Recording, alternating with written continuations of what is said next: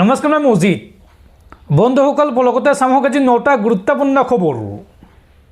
প্ৰথমটো খবৰ, অসমত বিধানসভা নিৰ্বাচনৰ দিন ঘোষণা। অহা 9 এপ্ৰিলত ৰাজ্যত বিধানসভা নিৰ্বাচনৰ ভোটগ্ৰহণ অনুষ্ঠিত হ'ব আৰু এইবাৰ এটা পৰ্যায়তে অসমত অনুষ্ঠিত হ'ব ভোটগ্ৰহণ আৰু 4 মাৰ্চত ঘোষণা কৰা হ'ব নিৰ্বাচনৰ ফলাফল। সংবাদমেল পাতি এই ঘোষণা ভাৰতীয় নিৰ্বাচন আয়োগৰ। অসম বিধানসভা নিৰ্বাচনৰ দিন ঘোষণা।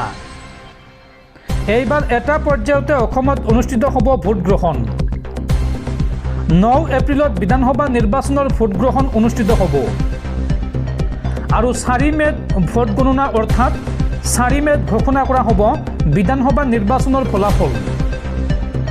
নিৰ্বাচনৰ দিন ঘোষণাৰ লগে লগে আৰম্ভ হ'ল নিৰ্বাচনী বিধি। অসমৰ লগতে তামিলনাডু, পশ্চিমবংগ, কেৰালা আৰু পুডুচেৰীৰ নিৰ্বাচনৰ দিন ঘোষণা নিৰ্বাচন আয়োগৰ। 4 মে'তে ঘোষণা কৰা হ'ব এই আটাইকেইখন ৰাজ্যৰ ফলাফল। কেৰালাতো 9 এপ্ৰিলতে অনুষ্ঠিত হ'ব ভোটগ্ৰহণ। পুডুচেৰীতো 9 এপ্ৰিলত হ'ব ভোটগ্ৰহণ। তামিলনাডুত 23 এপ্ৰিলত হ'ব ভোটগ্ৰহণ আৰু পশ্চিমবংগত 2টা পৰ্যায়ত অনুষ্ঠিত হ'ব ভোটগ্ৰহণ। সংবাদমেল পাতি এই ঘোষণা ভাৰতীয় নিৰ্বাচন আয়োগৰ। পৰৱৰ্তী খবৰ, অহা 5 বছৰত বাংলাদেশী মুক্ত অসম গঢ়িম। বাংলাদেশীৰ হাতত থকা 1 কঠা মাটিও মই উভালি আনিম।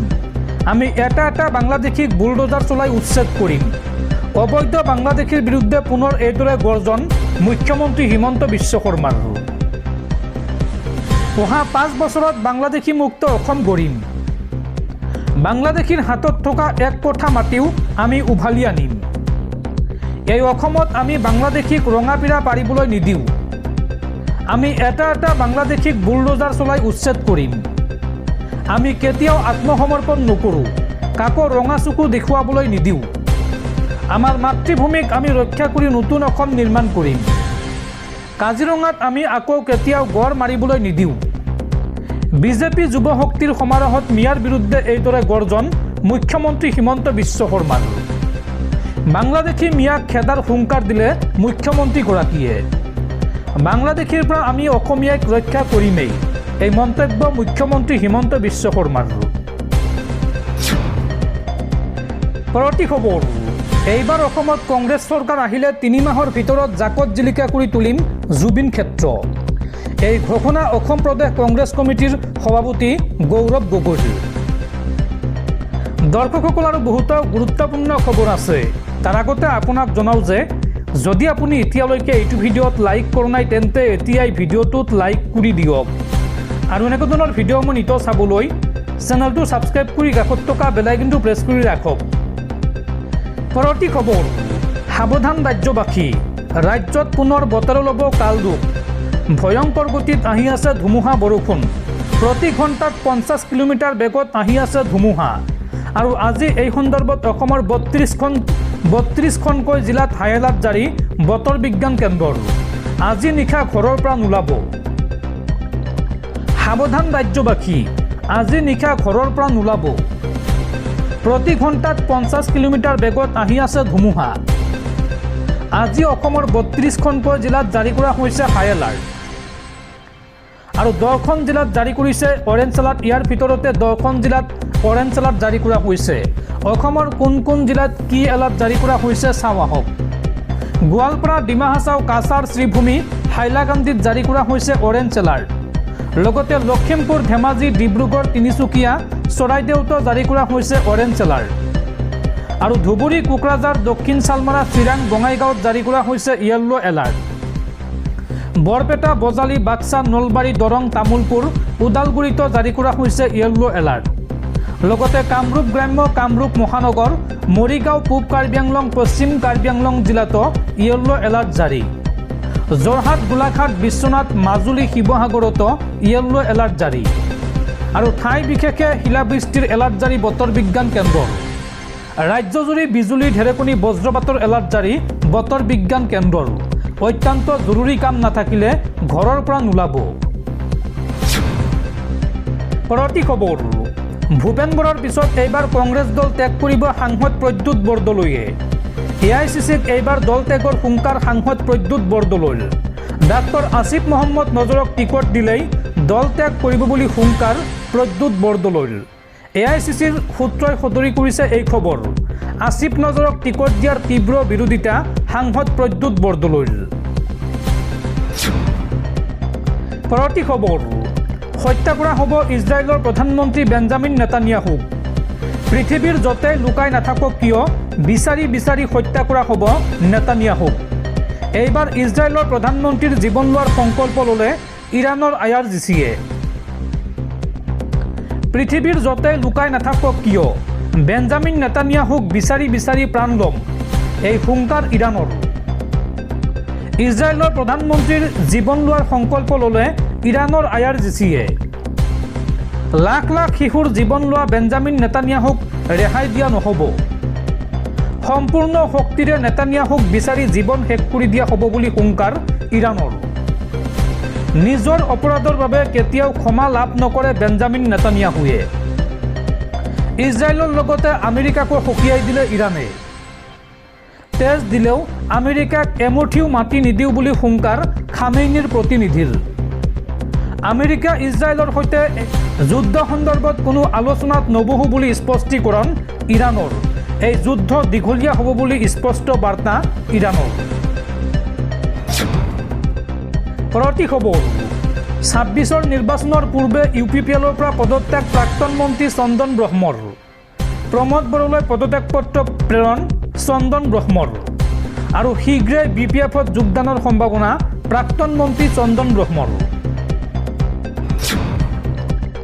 পৰৱৰ্তী খবৰ অহাবাৰ 2 লাখ ল'ৰা ছোৱালীক চাকৰি দিম 10 লাখ ল'ৰা ছোৱালীক ব্যৱসায় কৰিবলৈ 2 লাখকৈ টকা দিম অহা বছৰ সন্তানৰ পৰা চিন্তা কৰিব নালাগে অভিভাৱকে মই পঢ়াম খানাপাৰাত বিজেপিৰ যুৱশক্তি সমাৰোহত এই মন্তব্য মুখ্যমন্ত্ৰী হিমন্ত বিশ্ব শৰ্মাৰ পৰৱৰ্তী খবৰ ৰাজ্যত অধিক ভয়ংকৰ হ'ব উচ্ছেদ অভিযান বৰ্তমান যিখিনি হৈছে এয়া মাত্ৰ ট্ৰেইলাৰহে ৰাহুল গান্ধী আৰু কংগ্ৰেছ হৈছে অবৈধ বাংলাদেশীৰ ৰক্ষক খানাপাৰাৰ যুৱ সমাৰোহত বেদখলকাৰীক লক্ষ্য কৰি কেন্দ্ৰীয় গৃহমন্ত্ৰী অমিত শ্বাহৰ এই গৰ্জন এটা এটাকৈ অসমৰ লগতে ভাৰতৰ পৰা খেদি পঠোৱা হ'ব বাংলাদেশীক ৰাহুল গান্ধী আৰু কংগ্ৰেছ হৈছে অবৈধ বাংলাদেশীৰ ৰক্ষক বৰ্তমান যি অসমত হৈছে উচ্ছেদ অভিযান এয়া মাত্ৰ ট্ৰেইলাৰহে পিকচাৰ অভি বাকীহে SIRৰ বিৰোধিতা কৰা ৰাহুল গান্ধীক হুংকাৰ অমিত শ্বাহৰ অধিক তীব্ৰ গতিত অসমত হ'ব উচ্ছেদ অভিযান খানাপাৰাৰ বিশাল সমাৰোহৰ পৰা এই সকিয়নি কেন্দ্ৰীয় গৃহমন্ত্ৰী অমিত শ্বাহৰ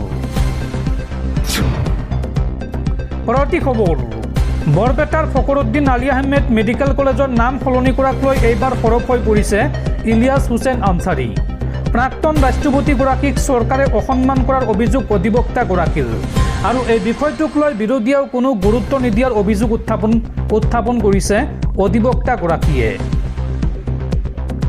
ফখৰুদ্দিন আলী আহমেদ বৰপেটাৰ হাস্পাতালখনৰ নাম সলনি কৰাক লৈ সৰব হৈ পৰিছে ইলিয়াছ হুছেইন আনচাৰী প্ৰাক্তন ৰাষ্ট্ৰপতিগৰাকীক চৰকাৰে অসন্মান কৰাৰ অভিযোগ অধিবক্তাগৰাকীৰ এই বিষয়টোক লৈ বিৰোধীয়েও কোনো গুৰুত্ব নিদিয়াৰ অভিযোগ এই সন্দৰ্ভত ইলিয়াছ হুছেইন আনচাৰীয়ে কয় যে আমি আজি মৌন হৈ থাকিলে নৱপ্ৰজন্মক আমি কি শিকাম সমাজৰ উন্নয়ন কৰিব বিচাৰিলে নাম সলনি কৰিলে নহ'ব মহান ব্যক্তিসকলৰ নীতি আদৰ্শ মানি চলাৰ লগতে সংৰক্ষণ কৰিব লাগিব ফখৰুদ্দিন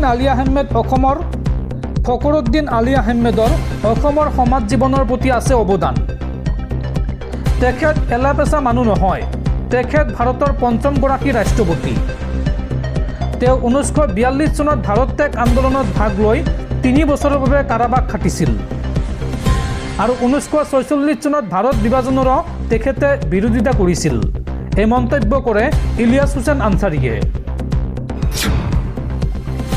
পৰৱৰ্তী খবৰ অসমত বিধানসভা নিৰ্বাচনৰ দিন ঘোষণা কৰাৰ পিছতে নিৰ্বাচন আয়োগৰ বিৰুদ্ধে গুৰুতৰ অভিযোগ উত্থাপন কৰিছে অসম জাতীয় পৰিষদে অসম জাতীয় পৰিষদে এই সন্দৰ্ভত কয় যে মাত্ৰ 3 সপ্তাহত নিৰ্বাচন বিজেপিৰ চুটলিপিত কাম কৰিছে নিৰ্বাচন আয়োগে মাত্ৰ 3 সপ্তাহৰ ভিতৰত অসমত নিৰ্বাচনৰ যাৱতীয় প্ৰক্ৰিয়া সম্পন্ন কৰিবলৈ নিৰ্বাচন আয়োগে সিদ্ধান্ত গ্ৰহণ কৰি কাৰ্যত ৰাজ্যৰ শাসনাধিষ্ঠ দলটোক সহায় কৰিলে। শাসক দলৰ শ্ৰুতলিপি মতেহে নিৰ্বাচন আয়োগে এনেদৰে নিম্নতম সময়ৰ ভিতৰত নিৰ্বাচন অনুষ্ঠিত কৰাৰ সিদ্ধান্ত লৈছে। এই প্ৰতিক্ৰিয়া প্ৰকাশ কৰিছে অসম জাতীয় পৰিষদে। দলটোৰ সভাপতি লুৰিণজ্যোতি গগৈ আৰু সাধাৰণ সম্পাদক জগদীশ ভূঞাই এক প্ৰেছ বিজ্ঞপ্তিত এই সন্দৰ্ভত কয় যে নিৰ্বাচন আয়োগে ৰাজনৈতিক দলসমূহক মনোনয়ন পত্ৰ দাখিলৰ পৰা ভোট গ্ৰহণলৈকে মাত্ৰ 3 সপ্তাহ সময় দিয়া কাৰ্যই ৰাজ্যৰ শাসনাধিষ্ঠ দলটোক সহায় কৰিব। কাৰণ তেওঁলোকৰ পৰ্যাপ্ত ধন আছে, চৰকাৰী যন্ত্ৰ হাতত আছে, হেলিকপ্টাৰ লৈ গোটেই অসম ঘূৰি তেওঁলোকে নিৰ্বাচনী প্ৰচাৰ চলাব পাৰিব। কিন্তু বিৰোধী দলসমূহৰ ইমান সুবিধা নাই। গতিকে বিৰোধী দলে সেইমতে প্ৰচাৰ চলোৱাত অসুবিধা পাব। নিৰ্বাচন আয়োগ যে বিজেপিৰ হাতৰ পুতলা হৈ পৰিছে সেইটো আজি পুনৰ প্ৰমাণ হ'ল বুলি লুৰিণজ্যোতি গগৈ আৰু জগদীশ ভূঞাই মত প্ৰকাশ কৰে।